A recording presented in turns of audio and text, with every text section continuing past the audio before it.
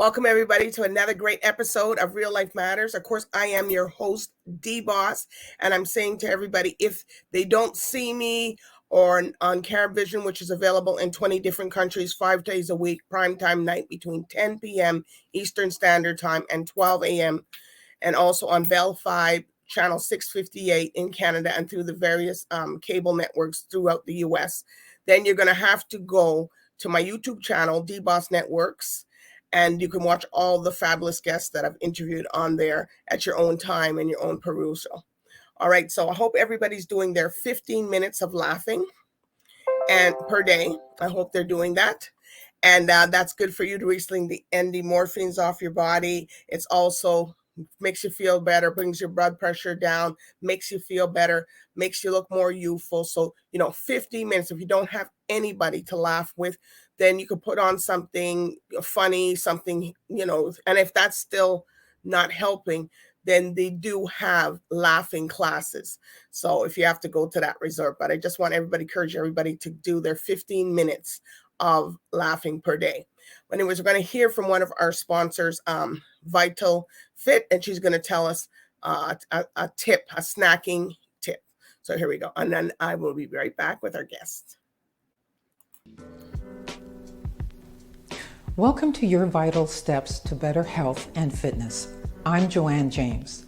Today we're talking about exercise snacking. It's a fantastic way to fit exercise into your busy schedule. Exercise snacking is about taking small bites of exercise throughout the day. And it could look like this, anywhere from 30 seconds to 2 minutes of movement in some way, shape, or form is an exercise snack. You can, instead of taking the elevator, take the stairs up a flight. Or you can go for a brisk walk for 5 minutes. If you're watching TV, you can sit down and do some stretches or sit and stand to work those legs. When you're at work, do some stretches at the desk. All of that is exercise snacking. The beauty is it does not require a membership and neither do you need equipment. So take advantage of those small pockets of time that you have throughout the day to do some form of movement. You'll feel great. I'm Joanne James, and this has been your Vital Steps to Better Health and Fitness. See you next time.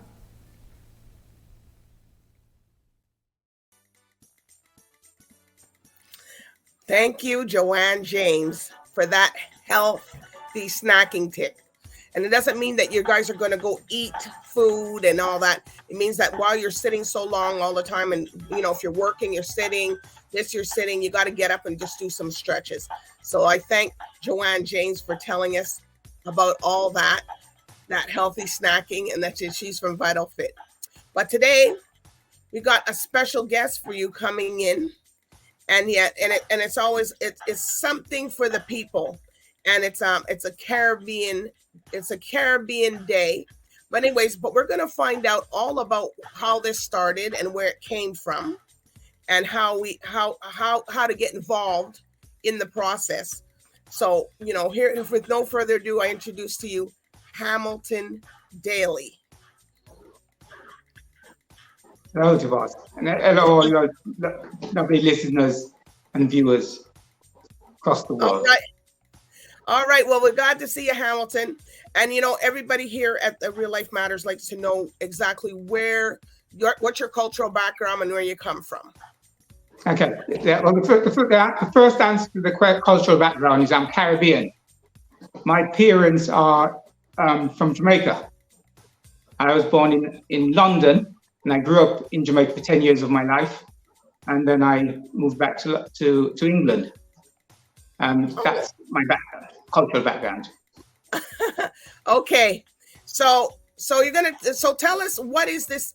So tell us about the Caribbean Day. What does this mean, and what's it about?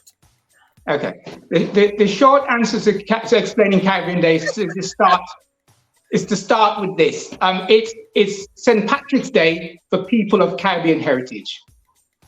Oh, okay.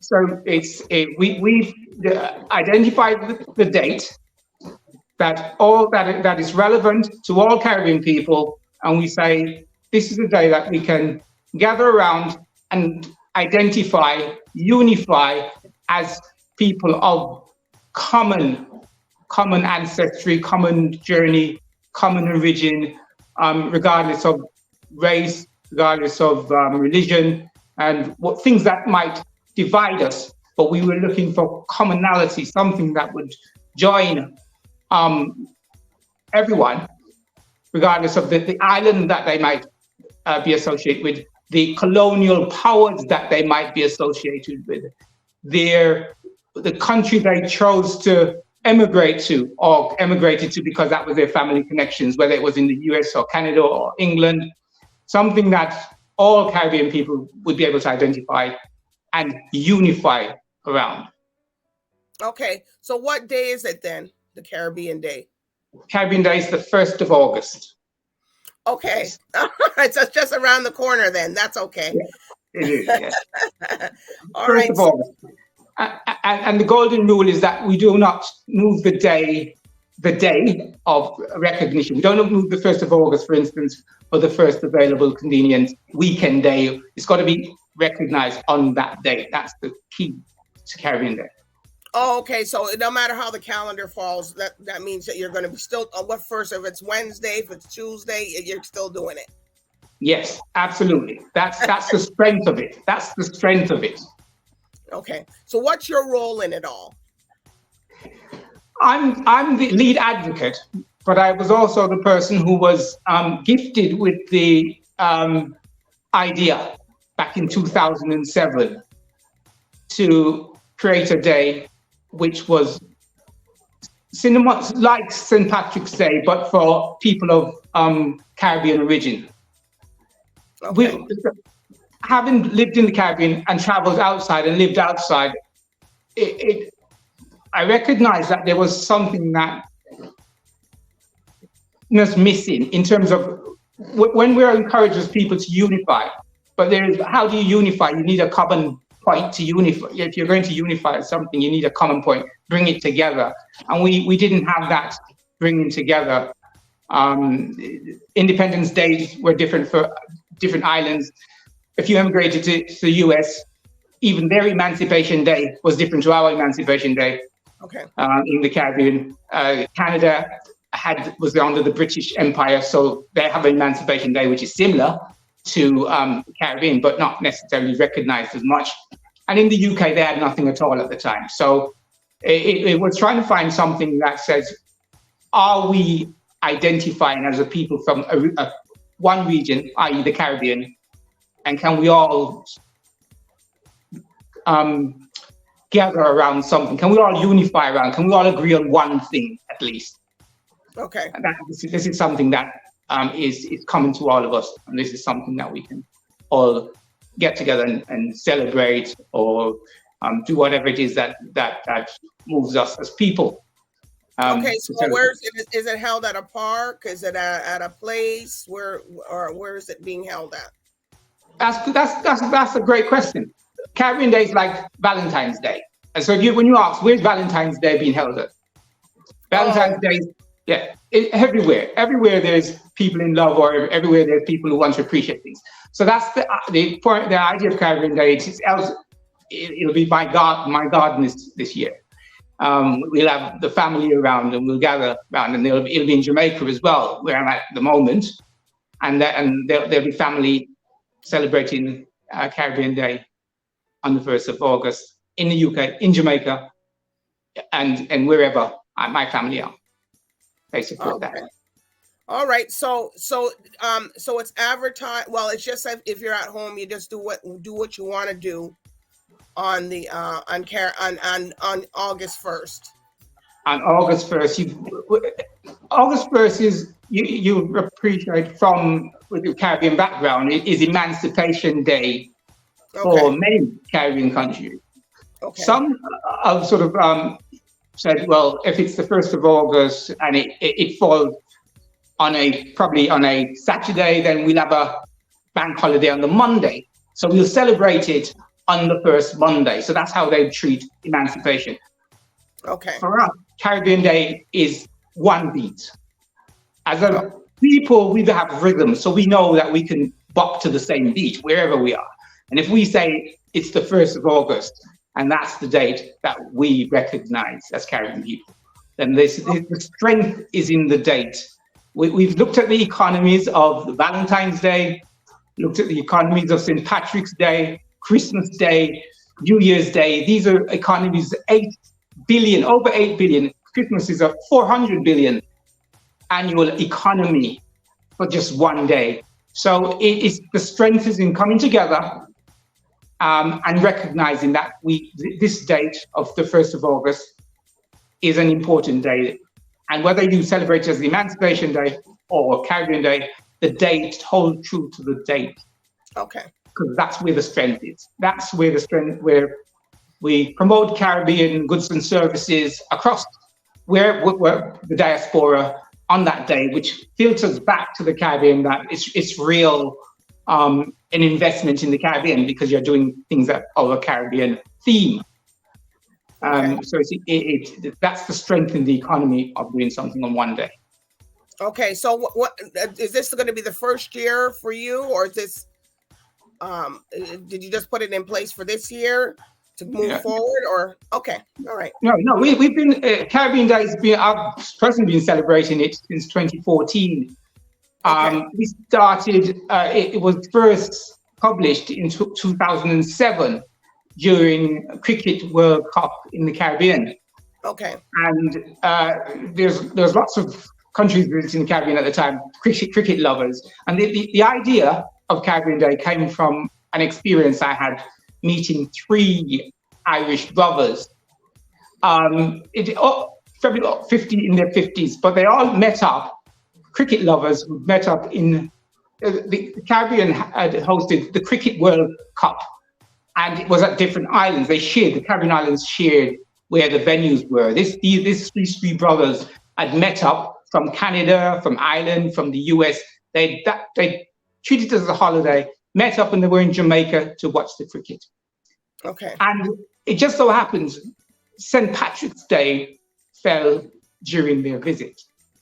And then they went out and they celebrated St. Patrick's Day from 3 different countries. And they all had sons with them, sort of elder grown-up sons. And it dawned on me that these brothers were all Irish, from a population of about, I think, 3 million to 6 million people on Ireland, similar to sort of what they have in the Caribbean. It's just about 6 million people in the Caribbean, in the English-speaking Caribbean. And they had gathered, their families back in each of their respective countries were also celebrating St. Patrick's Day. Okay. Ireland was celebrating St. Patrick's Day. Irish people everywhere were celebrating. And compared with my experience of living in the Caribbean, where we had a recognition of Emancipation Day, which seemed to be the most important thing if you take out Independence Day, which is different for each of the islands, but mostly each of the islands. But then I went to the UK, I went to England, and Emancipation Day wasn't even something that anybody knew about. 1st of August meant nothing to anyone from the Caribbean, unless you were from the Caribbean, but certainly not to children of Caribbean heritage. So with those 2 places to start from, that culture makes people stronger, people stronger. Right. Unity makes people stronger. You have to have an identity, know what you're unifying around or about, and then you can focus. Focus is important. And it was the experience of the Irish brothers saying that the Caribbean doesn't have anything like this, identifying a day which we could rally around and push that forward as this is Caribbean Day. If we all do the same thing at the same time, this will have a major impact on our social fabric across the diaspora, across the region, and it will also have an economic impact on the countries that benefit and do things to feed the Caribbean, like Valentine's Day, for instance. If you do things from the Caribbean to feed that process, then it has an economic impact back home. Well, that's wonderful then. Okay, so we're all be looking forward to August 1st, Caribbean Day. So, okay, so do you have any shout outs that you want to give to the people who helped you put this together? Well, there's been so many people across the various islands, and it'd probably be unfair to start naming people. And it's not about the people who really, it's about the message. It is important, the message. I'm an advocate for the message. So if each one tells one, you've on your platform, the boss, as you've told probably 1 million people just by this sort of sharing your platform with us. Now, thank you very much for what you will have done for the Caribbean and for people, generations to come, who recognize what this will mean to them when they warm to the idea. Okay. So it's about the message. It's about finding virgin ears, people who've not heard about Caribbean Day, and just say, have you heard about Caribbean Day? And if they say no, you've got one. But if they say yes, then you've got to look for another ear. So you've done a tremendous job in giving us this platform to spread the word today. Okay, well, thank you. So do you have a website that people could go to, or? We're on Facebook as Caribbean Day Petitioning Support, or Caribbean Day Movement International. There is a Facebook page with my name on it, Hamilton Daley, but it's essentially the Caribbean Day main page on Facebook. All right. Well, it's been a pleasure, Hamilton. Daley, you guys telling us about Caribbean Day and what it means. And, I'm pretty sure all the people are going to appreciate that. And I'm reminding them it's like a holiday every other holiday. So, then the first is what you got to do. You celebrate it at home, and you celebrate it in your house or wherever you want to be. Yeah, absolutely. You do your thing on Caribbean Day. All right. Okay. Thank you very much. Okay. Well, thank you. And I do want to thank the viewers for tuning in tonight here with Hamilton Daley, Caribbean Day, August 1st. And I do want to thank him for coming and explaining it to everybody so that we can all celebrate with him, and not just him, with the world and everybody else. August 1st is Caribbean Day. All right. So thank you, and bye for now.